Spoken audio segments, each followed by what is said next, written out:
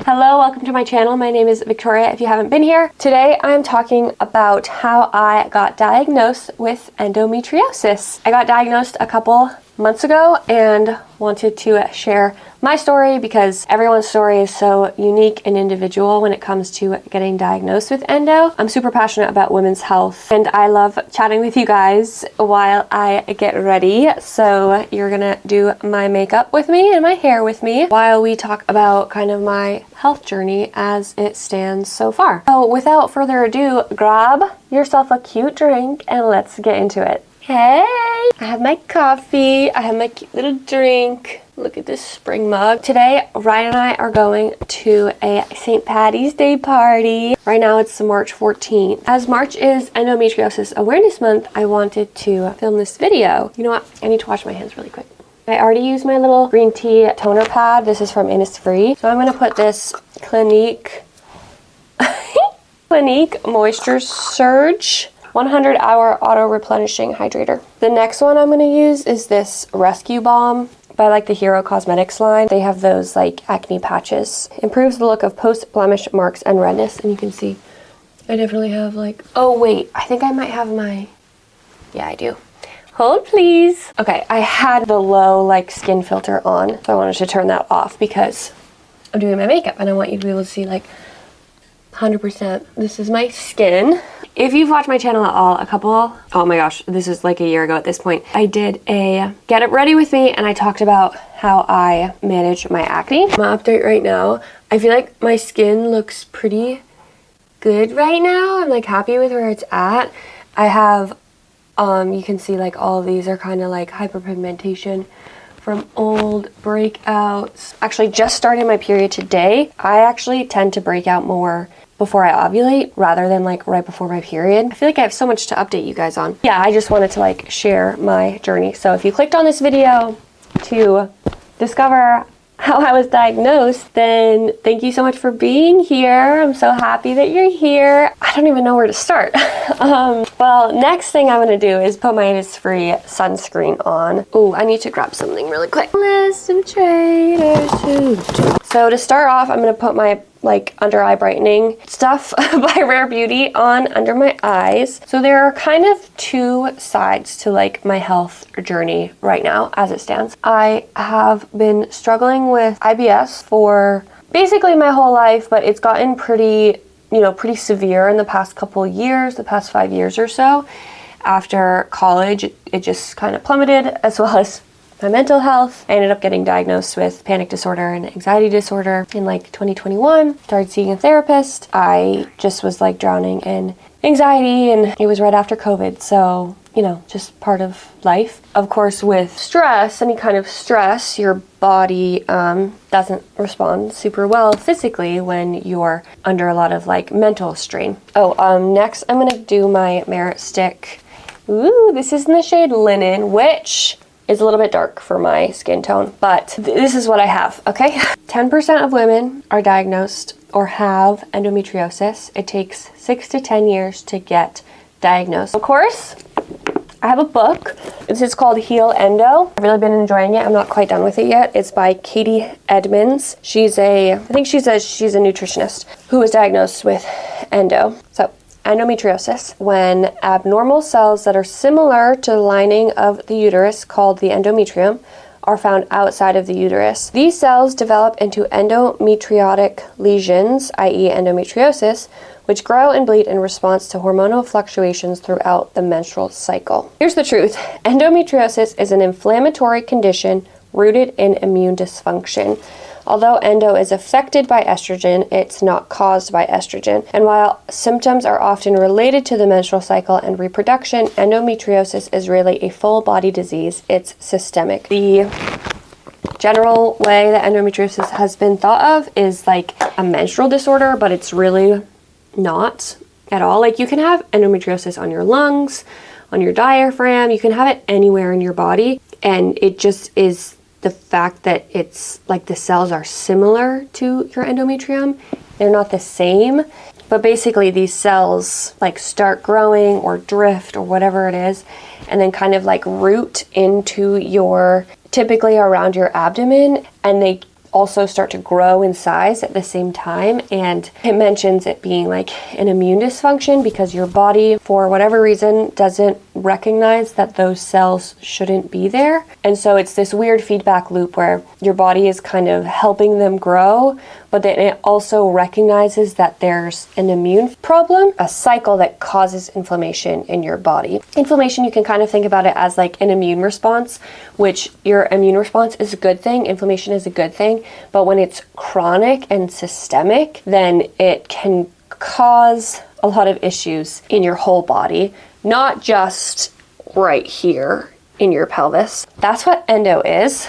Let me get back to my friggin' makeup. So where to start with how I really got diagnosed? A year and a half ago, Ryan and I got back from our honeymoon and I was severely constipated. I kind of have, one of my IBS symptoms is like I'm chronically constipated. And at the time I wasn't on any laxatives. So it had been longer than a week without using the bathroom. And so we ended up at urgent care because I had a really, really bad abdominal pain. After that visit, I ended up going on like a daily laxative regimen, which I'm still on. And I, had my PCP refer me to a GI, a gastroenterologist, which specializes in like gut health. A couple months passed. I had a couple more, my GI was calling it like intestinal spasms, where I just had that like unbearable pain, really sucky. It happens like once a month or so, where I just have this really, really bad pain thought associated to my bowels. Last August, I ended up getting this pain again. I wasn't severely constipated at the time. The pain was just so bad. I talked to my GI and she suggested that I go to the ER. So I went to the ER complaining of abdominal pain. They wanted to do a CAT scan on me. They found that my colon was inflamed, which is called colitis. They also ran a stool test and found that I had some kind of bacterial, like essentially food poisoning. It was frustrating because it's just hard to believe that I'm getting food poisoning like once a month and no one around me who's eating the same exact things I'm eating is like having these symptoms. So I think I just have, my dietitian has told me that I have a hypersensitive gut. I can eat something, my husband can eat it, he has no symptoms, and I'm like on the floor crying in pain. This was, hour 4 of being in the ER. They had done the CAT scan and then they had to look at the results, and my ER doctor comes in and he's like, yeah, so your colon is inflamed. We did find some inflammation in there. Incidentally, you have a pretty sizable cyst on your right ovary. And my husband and I looked at each other and we were like, excuse me? What did you just say? So that was, I think he could have like told me a little bit better.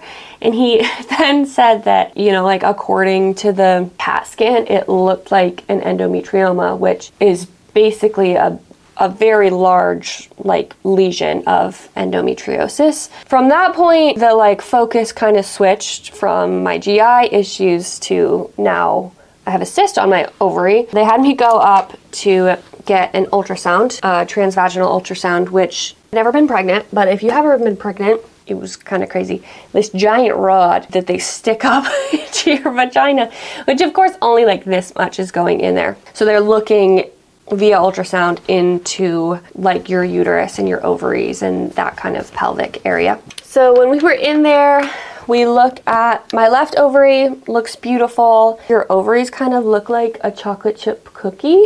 That's at least how the ultrasound tech described it as well. There are dark spots like the chocolate chips in a cookie, and those are actually your follicles. My left ovary looked pretty normal, and then she switched over and looked at my right ovary, and it didn't look anything like the left ovary. It looked like a kidney bean. It was massive. She couldn't find my ovary anywhere underneath the cyst. And then they sent those images from my ultrasound to the gynecologist that was on call that day. Basically determined that it looked like an endometrioma and that I should go see a gynecologist as soon as I could. So what's next? Oh, I didn't tell you. That was my Rare Beauty bronzer that I put on. This is the color Bright Side.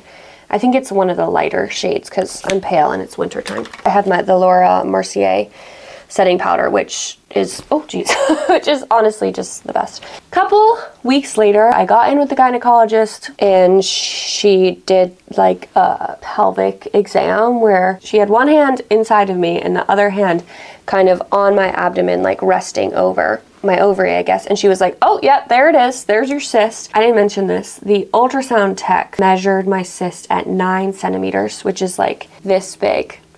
Okay, this big. I had this cyst on my right ovary. If you've ever been in random pain, it's such a validating feeling when it's like, oh, naturally, of course I'm in pain all the time. I have this giant cyst on my right ovary. There's a lot of surfacing research on endometriosis, which is lovely. We love that. But as it stands, there aren't a ton of options for treatment. I'm going to do my Rare Beauty blush. This is Alive.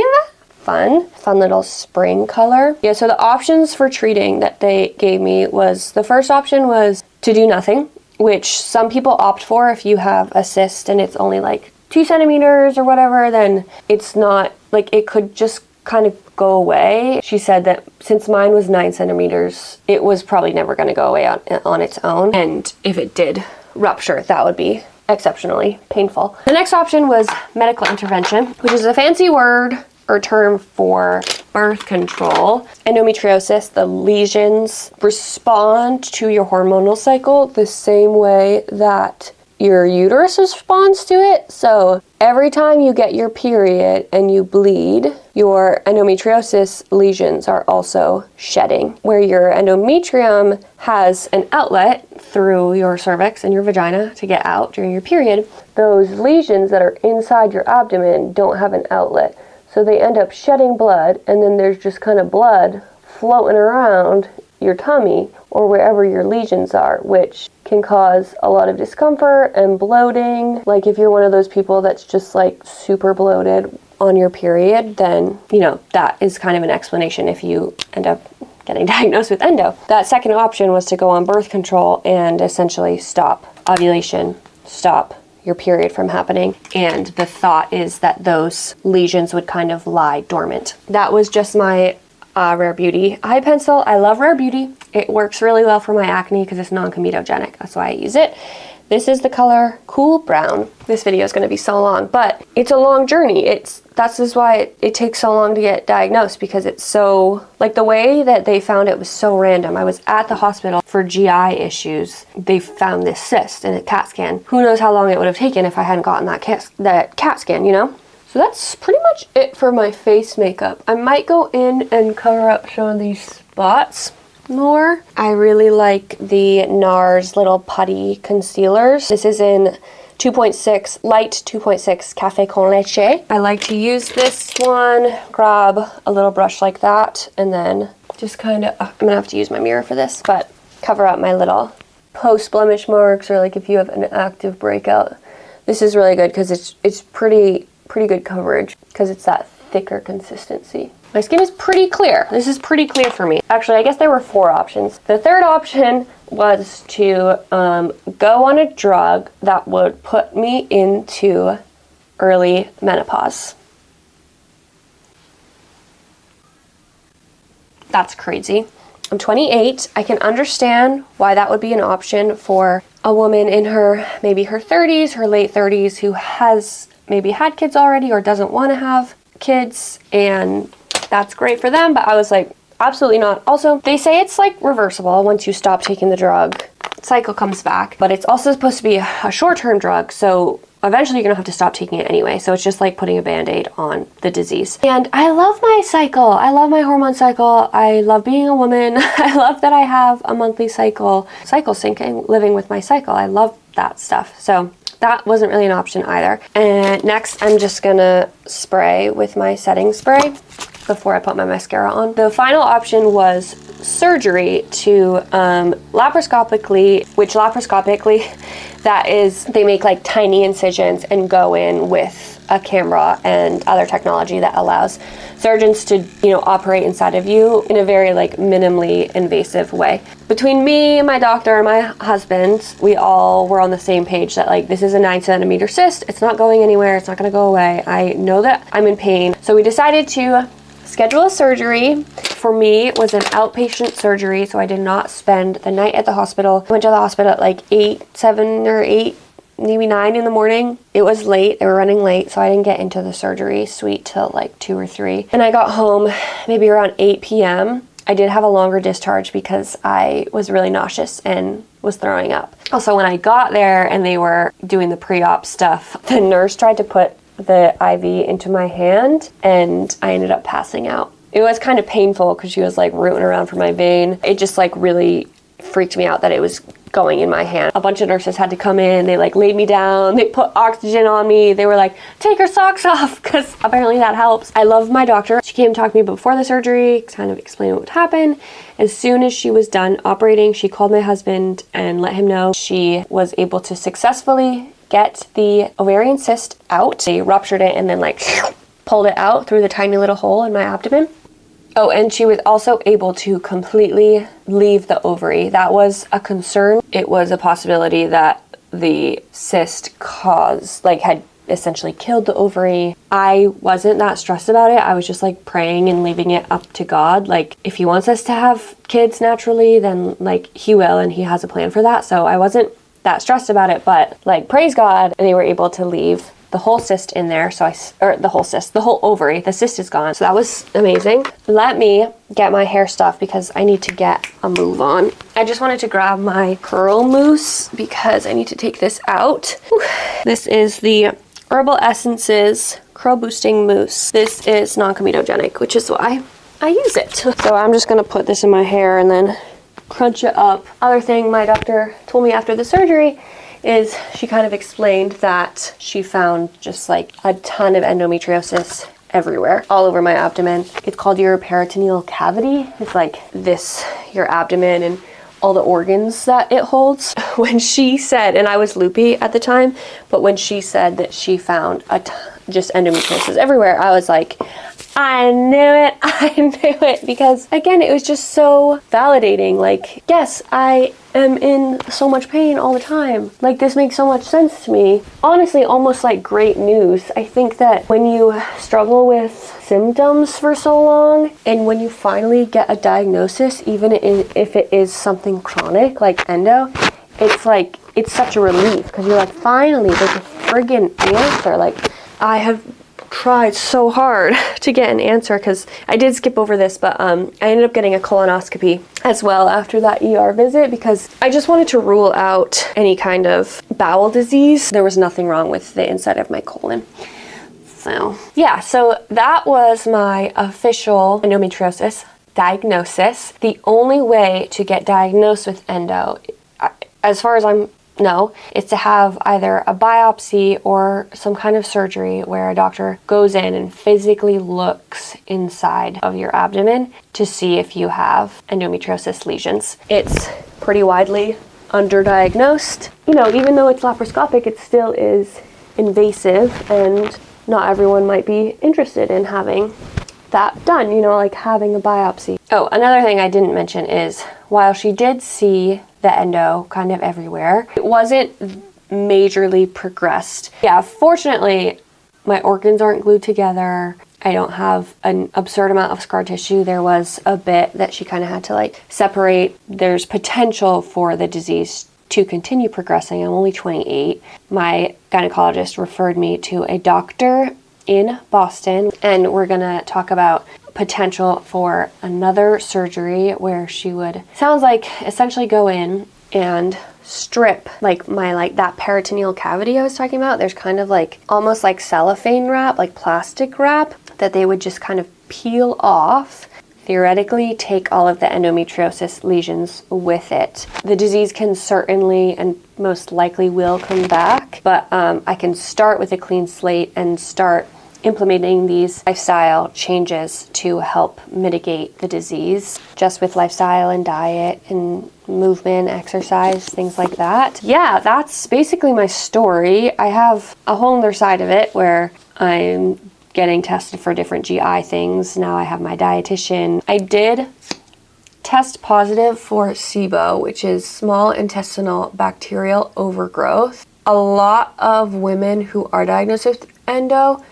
end up also being positive for SIBO. Like I said earlier in the video, endo and like gastro issues are very closely linked, and a lot of women who experience, symptoms with endo also will experience symptoms in their digestive system. That's why I have the dietitian, so that she can help me control my constipation. I'm going to see a pelvic floor specialist. I have yet to discover why I have such slow motility, meaning I have trouble going to the bathroom. I am like always backed up. I have constipation. My bowels are not moving as quickly as they should be. I don't know, everything really stems from your gut. So if you have gut dysbiosis like SIBO, your immune system might not be necessarily working properly, and then you have more susceptible to inflammation in your body, and inflammation is bad for your endometriosis because it kind of progresses the cycle of your endo lesions getting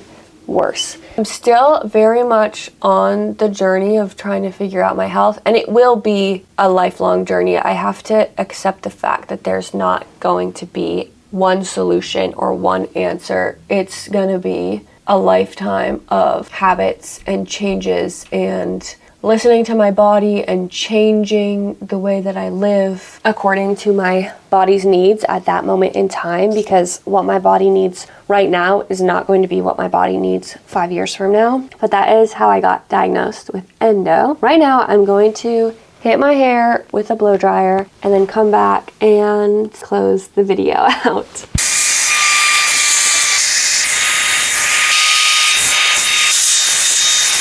I went out to Arizona a couple weeks ago to visit my little cousin, and she's like 10. I put my lips on like this, and she was laughing at me because she was like, "It's so obvious that you overlined your lips." Whatever, it doesn't stop me. I don't care what she says. I'm gonna smash it with a tiny bit of hairspray. I say a tiny bit. I don't know why I said a tiny bit. I meant a lot of it. Scrunch out the crunch a little bit. Maybe you can see that it's like kind of crunchy right there, so I just scrunch out the crunch. Now, hopefully you can see it's like a little bit softer. Still a tiny bit wet, but we gotta go. Thank you so much for watching this video. Please, please, please like this video. If you got all the way to the end, leave me a comment. And if you're not already subscribed, please subscribe. I will be posting more videos about women's health and like health and wellness in general. It's what I'm really passionate about. Thank you so much for watching this video, and I will see you in the next one. Bye. Hey, hey, hey.